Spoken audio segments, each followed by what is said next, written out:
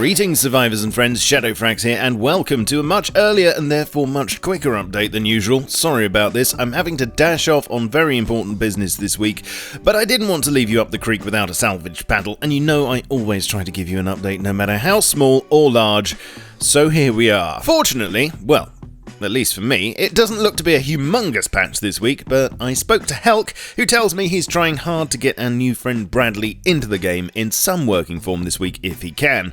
He's now got new idle sounds, emits some healthy looking black smoke from his backside, and has proper jibs when murdered, which at the moment seems to take either 2 C4 or 3 rockets, although that could all change. Most importantly though, he's now armed and dangerous, and here's the first footage of him in action gunning down fresh spawns with extreme prejudice.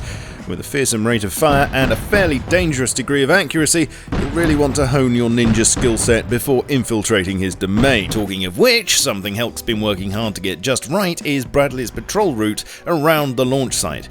Not sure yet whether this will be completely predictable or whether he'll have free reign and make the odd surprise turn here and there.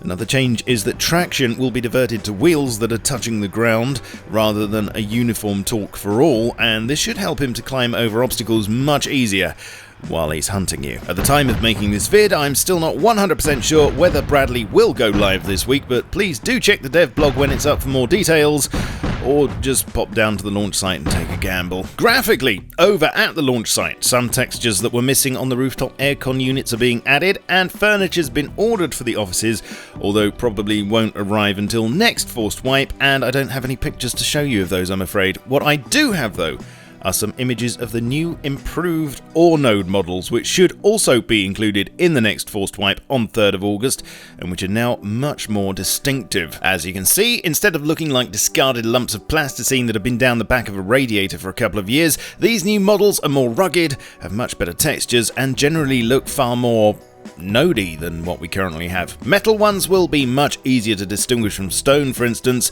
with more oxidization and reflective metal veins, which will be perfect for cave mining too. Work on improving performance of textures continues with a number of commits this week, although we'll have to wait for the full lowdown on the dev blog, and I can see there were some tweaks to sounds and music. For instance, music intensity will be bumped higher the closer you are to gunshots and explosions, and footsteps should more accurately reflect what you're doing and how fast you're doing it, such as walking up an incline or clambering over an ore node. A lot of work is going on behind the scenes still as far as NPC scientists are concerned.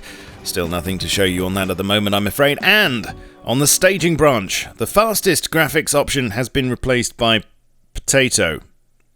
No, really it has. Do you hear that noise? That's me scraping the barrel. Unfortunately, I've run out of stuff that I can be certain about, so that's about it for this update, chaps. Dreadfully sorry. If I've missed out anything major, I apologise immensely.